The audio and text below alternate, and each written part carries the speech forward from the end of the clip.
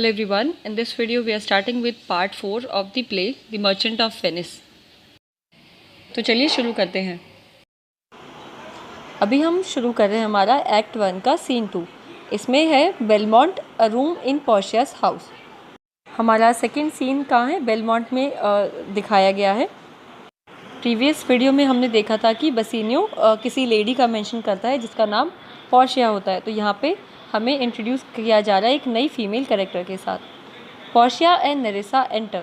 तो दो female characters enter करती हैं। Portia, dear Nerissa, my poor tiny body is very of this great world. यहाँ पे पोर्शिया एक टाइप से हम देख सकते हैं कि अपनी फ्रस्ट्रेशन एक्सप्रेस कर रही है। शी इज सेइंग कि वो अब लोगों से या फिर दुनिया से थक चुकी है। नेरेसा, you would be madam if you had as much bad luck as your wealth and good luck. So Nerissa is supporting Portia, या फिर उनकी बात का रिप्लाई करते हुए कहते हैं कि वो सचमुच इतनी परेशान होगी अगर उसकी जो परेशानियां हैं वो इतनी ज़्यादा होती जितने कि उसके गुड लक और उसके पास जितनी पैसा है वो उतनी ही ज़्यादा होती। तो yet I do find that people with too much do suffer just as much as people with nothing. तो नेरेसा यहाँ पे ये कह रही है कि जिन लोगों के पास सब कुछ होता है वो लोग भी उतने ही दुखी होते हैं जितने कि जिन लोगों के पास कुछ नहीं होता है। It is best to be in between and be happy. तो वो लोग जो बीच में होते हैं, इन दोनों के ना सब कुछ होता है ना कुछ भी नहीं होता है, कि बीच में वो लोग ज़्यादा खुश रहते हैं। Having too much makes you grow older sooner whereas having just enough help you live a longer life. तो जिन लोगों के पास ज़्यादा होता है वो ज़्यादा चिंता में होते हैं, इसीलिए वो खुश नहीं रह पाते। इसलिए कम होने पे क्या लोग खुश रह सकते हैं।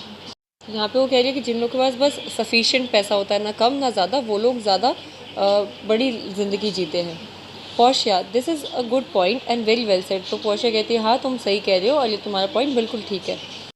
They would be better if they actually applied and followed. तो एक तो पोर्शिया ये कह रही है कि गुड पॉइंट, बट नेसा क्या कहती है, ये गुड तब होगा जब आप जो सुन रहे हो मेरी बातें उनको अगर आप मानोगे तब। Portia, if doing good acts were as easy as knowing how to do them, then small chapels would have become big churches and poor men's cottage would have become princesses' palaces. A good priest is one who practices what he preaches. As for me, it's easier to teach 20 people what it means to be good than to be the one of 20 to actually do good things. तो यहाँ पे Portia ये कह रही है कि advice देना बहुत आसान है बट उस पर अमल करना उतना ही ज़्यादा मुश्किल होता है। क्योंकि अगर ऐसा होता तो जो छोटे छोटे चैपल्स हैं जहाँ पे वो बड़े चर्च बन जाते और जो गरीब आदमी की जो कॉटेज है, जो झोपड़ी है, वो भी अभी तक एक पैलेस में कन्वर्ट हो जाती। अच्छा प्रीस्ट उसी को कह सकते हैं जो कि अपनी बातों पर अमल भी करता हूँ। तो वो कह रही है कि वो 20 लोगों को अच्छी बातें बताने का काम ज़्यादा इजी समझती है, ना कि उन 20 में से खुद एक होना जो कि अच्छा काम करता हूँ। The brain may try to set rules for the herd, but passion always overrides them. The youth will always ignore good advice. तो कहते हैं कि जो हमारा माइंड है, जो हमारा दिमाग है, वो हमारे लिए अच्छा सोचकर कुछ रूल्स सेट करता है, कुछ अच्छी या बुरी बातों में डिस्टिंग्विश करता है। लेकिन क्या है, हमारा हर्ट, जो हमारा पैशन है, जो हमारा प्रेरणा है, वो उसको हमेशा ओवरराइड कर देती है, मतलब कि उसकी बातों पर अमल नहीं कर पाती। सेकेंडली, जब हम यंग होते हैं तो हमारा माइंड क्या करता है, ज़्यादा पैशन की तरफ दौड़ता है, तो हम अच्छे एडवाइस को इग्नोर कर देते हैं। But all this reasoning is not going to help me choose a husband. तो लेकिन वो कह रही है वो कितनी भी अपना दिमाग लड़ा ले, ये सब रीजन्स दे ले, फिर भी वो एक अच्छा हस्बैंड चूज़ नहीं कर सकती।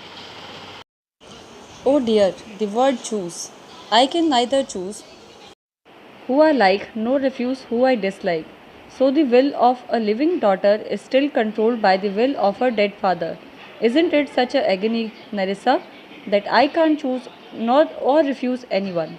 So यहाँ पे पोर्शिया कह रही है कि जिसको वो लाइक करती है वो उस पर्सन को एज अपना हस्बैंड नहीं चूज़ कर सकती, ना ही जिसको वो डिसलाइक है, जिसको पसंद नहीं करती उसको वो मना भी नहीं कर सकती, बिकॉज उसके फादर ने कोई विल बनाया था और उसी के अकॉर्डिंग पोर्शिया को अपना हस्बैंड चूज़ करना पड़ेगा। इस विल में क्या लिखा था ये हम आगे जानेंगे। Nerissa, your father was an honourable man and honourable man get inspired on their death beds and so the lottery he devised with the 3 boxes of gold, silver और lead will determine the right suitor. He who chooses the right one. यहाँ पे नरिसा कह रही है कि जो Portia के father थे वो एक बहुत ही रईस और बहुत ही रिस्पेक्टेबल मैन थे, और वो कह रही है जो ये ऑनरेबल मैन होते हैं जब वो मरने वाले होते हैं या फिर जब उनको लगता है कि उनका समय निकट है, तब वो और ज़्यादा इंस्पायर्ड हो जाते हैं। है इंस्पायर्ड मीन्स कि वो और ज़्यादा सोचने लगते हैं, कुछ ज़्यादा ही कठिन तरीके के फैसले ले लेते हैं।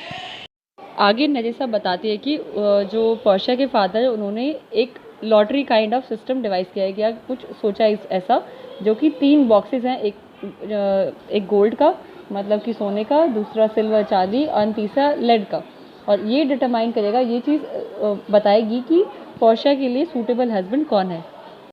This will ensure that the one who chooses the right box will deserve your love. But tell me, is there anyone you fancy among those who have come? तो ये जो 3 बॉक्सेस है उसमें से कोई एक बॉक्स उस पर्सन को चूज़ करना पड़ेगा, एंड जो भी सही बॉक्स को चूज़ करेगा वही पोर्शिया से शादी कर पाएगा। तो फिर नरिसा आगे पूछती है कि जो लोग भी इस कंपटीशन के लिए आ रहे हैं, क्या उनमें से तुम्हें कोई पसंद है इन particular? Portia, do go through the list. I'll describe them and you name them and you shall find out where lies my affection. तो पोर्शिया कहती है कि आप जो लोग भी आ रहे हैं उनके नाम की जो सूची है, जो लिस्ट है, उसको देखिए और उसको में से एक एक पर्सन को वो खुद से ही बताएगी, उनको डिस्क्राइब करेगी जब उनका वो नाम बताएगी।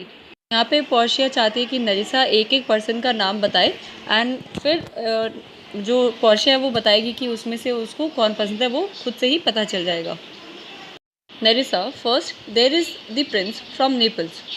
Portia, that's a stallion indeed, for all he talks about in his horse.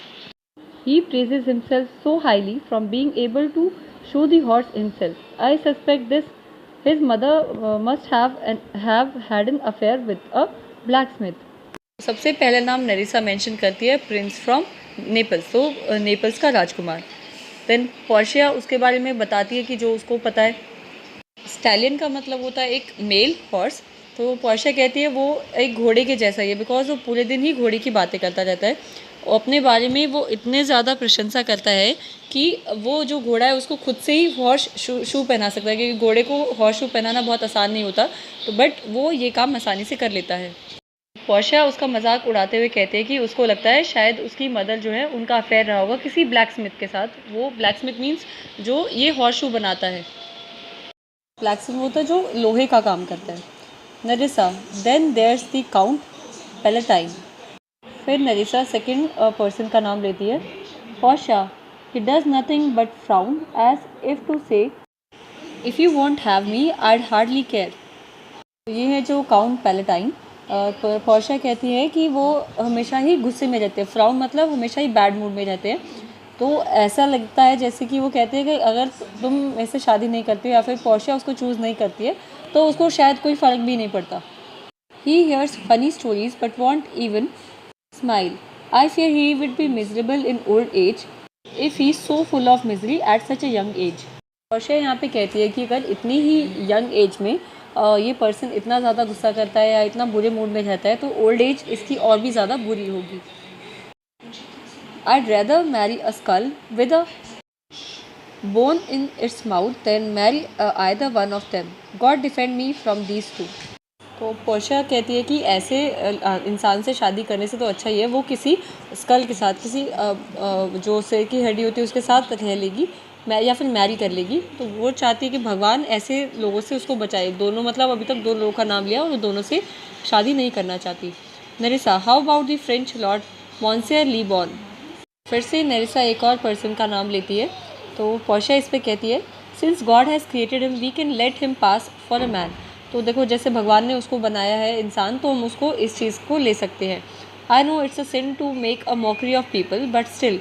तो कहती है ऐसा दूसरों का मजाक उड़ाना पाप होता है, लेकिन फिर भी he has a horse better than the Neapolitans and he frowns better than the count palatine. तो इसके लिए भी पोर्शिया ये कहती है कि उसके पास भी एक बहुत ही ज़्यादा अच्छा घोड़ा है जो कि नेपोलियन से भी ज़्यादा अच्छा है, लेकिन वो जो काउंट ऑफ पैलेंटाइन है उससे भी ज़्यादा फ्राउन करता है, मतलब कि बहुत ही उदासीन और गुस्से में रहता है। फ्राउनिंग मीन्स नकचड़े लोग जो कि हर बात पे चिढ़ जाते हैं। He is every man and no man, he'd start dancing if a bird sang and eager to fence with his own shadow. तो वो पोर्शिया यहाँ पे कहना चाहती है कि इज़ नॉट, वो एक आदमियों के और कोई आदमी भी नहीं है। दैट मीन्स वो बहुत सारे काम करता है, या तो कभी डांस करने ले जाएगा, कोई अगर बर्ड सिंग कर रहा है तो, या कभी कभी अपनी शैडो को ही कैद में करने की कोशिश करता है। तो ही डज वियर्ड थिंग्स, तो अजीब अजीब हरकतें करता है।